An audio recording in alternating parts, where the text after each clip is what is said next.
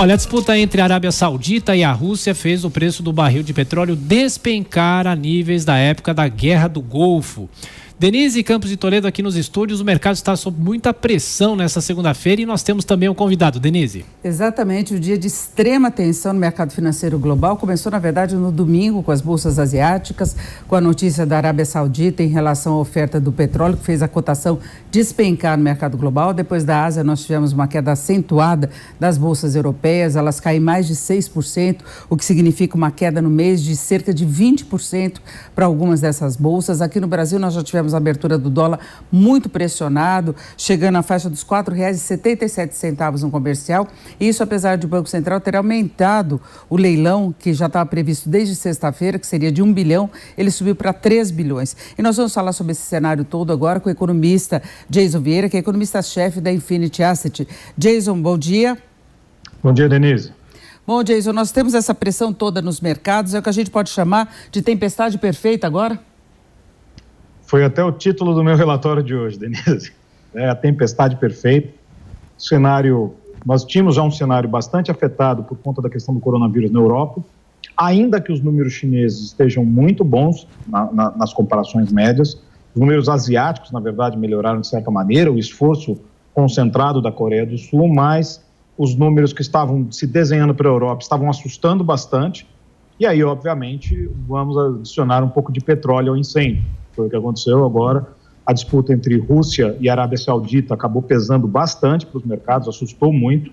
E essa adição de volatilidade não podia ter um resultado diferente, dado no cenário de extrema sensibilidade que nós estamos passando nesse momento. E esse movimento todo de mercado financeiro é muito termômetro das preocupações quanto ao que pode acontecer com as economias.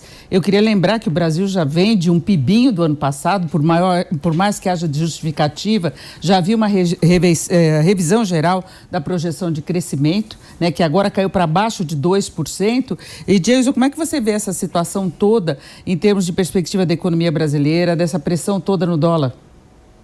É difícil mensurar quais vão ser os impactos na economia brasileira, até porque nós não sabemos o fim dessa história. Nós estamos quase que, digamos, no meio dela. Na China, o ponto de inflexão da curva já está acontecendo. Muitas coisas importantes estão acontecendo lá, inclusive retomada de atividade em diversas localizações, o comércio internacional. Mas isso está indo para a Europa, pode ser que vá para os Estados Unidos, já chegou ao Brasil. Nós não sabemos qual vai ser o impacto econômico no final da situação. Por isso que é muito difícil fazer qualquer previsão. Ou seja, 99% das previsões estão fadadas ao erro.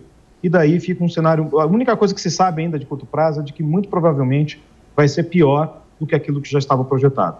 Essa é pelo menos uma das únicas certezas em vista dessa situação.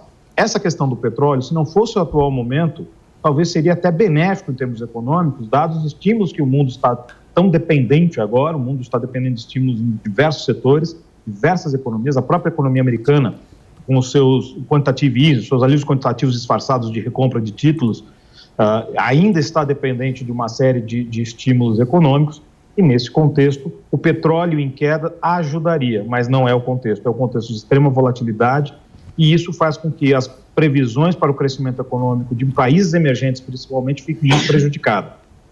A tendência, infelizmente, é de que possa ser números piores mesmo. Muita gente até não entende essa relação da queda do petróleo com perspectivas mais negativas, que em princípio ajudaria inclusive no controle da inflação, né? Nós poderíamos ter a energia mais barata, mas isso afeta a rentabilidade de empresas, de países, é por aí que também se compromete ainda mais o andamento, a atividade econômica, não é, Jason? Alguns países têm inclusive um ponto fiscal dependente do petróleo, mas são países... É um número limitado de países. No big picture, ou seja, no espectro de maior prazo, a perspectiva sim seria positiva em termos econômicos. Afetaria algumas empresas, afetaria alguns países, mas no geral seria benéfico para o mundo, como foi quando o petróleo bateu a 30, logo depois daquela explosão de quase $150 o barril há alguns anos. Mas, dado a situação atual, uma coisa acontecendo desse volume em vista ao mundo como está sensível, nós estamos juntando praticamente a tempestade perfeita e aquilo que nós chamávamos de mercado urso, bear market, aquele que bate de cima para baixo, talvez seja a tendência, pelo menos no curto prazo. Ô Jason, de forma didática, essa questão do mercado de petróleo pode ter alguma influência, no caso aqui no Brasil, no mercado de câmbio, uma pressão maior? O que pode acontecer em relação a isso, apesar da bola de cristal não estar funcionando tão bem, né? O problema agora, na verdade, é tentar mensurar o impacto econômico no geral, porque, por exemplo, essa questão do petróleo é de muito curto prazo, mas ela adiciona muita volatilidade de curtíssimo prazo. Então, o que nós já temos hoje é, obviamente, o dólar em alta, está se aproximando agora de R$ 4,76, e as bolsas de valores em queda. Isso, obviamente, é a situação de mensuração mais fácil. O Banco Central hoje deve atuar com 3 bilhões de dólares diretamente em reserva, já alterou de 1 para 3 bilhões, mas é difícil mensurar o quanto isso, a continuidade desse processo, porque não se sabe o quanto tempo a Arábia Saudita consegue segurar essa situação. Não se sabe, por exemplo, se nós vamos conseguir ter um impacto no sentido de queda de preço de combustíveis, custo de fretes ou coisa parecida, se vai ter tempo suficiente para isso tudo acontecer. Ou seja, se era um cenário permeado por incertezas, ele ficou mais permeado por incertezas ainda. E, Jason, falando em incertezas, nós temos a questão também dos juros, não é? Nós já tivemos o corte pelo Federal Reserve, por parte também de outros bancos centrais. Tem sido uma das estratégias para minimizar o impacto econômico do coronavírus e tem expectativa de corte dos juros aqui no Brasil. Neste novo cenário, nessa nova etapa que temos nesta segunda-feira, como é que você vê essa possibilidade?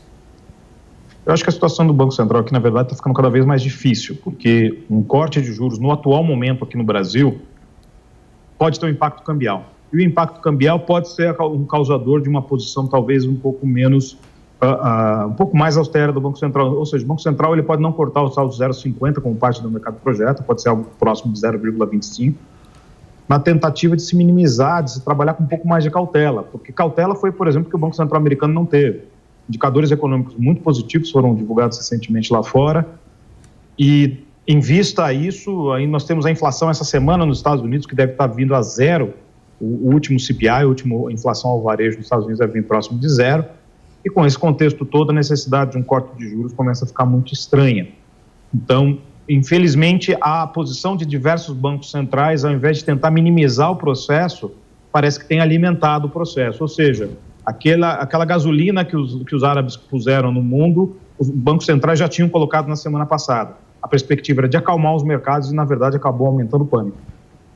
Na verdade, passou aquela ideia que os bancos centrais estariam mais preocupados com o cenário do que o próprio mercado estava preocupado, principalmente aquela ação aí fora da rotina, fora do cronograma do Federal Reserve. Mas é isso, nós conversamos com o Jason Vieira, que é economista-chefe da Infinity Asset. Jason, muito obrigada pelas suas informações e agora é acompanhar o mercado durante o dia, não é? É acompanhar o mercado e vamos ficar atentos. Hoje o dia vai ser difícil, a semana também. Bom, já vem para continuar acompanhando, né, Denise? Ao longo de todo o dia. É isso aí.